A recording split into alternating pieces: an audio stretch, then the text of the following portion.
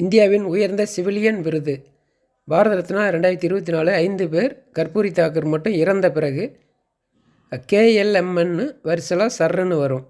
Karpoori Thakur, LK Advani, MS Swaminathan, N Narasimha Rao, Charan Singh.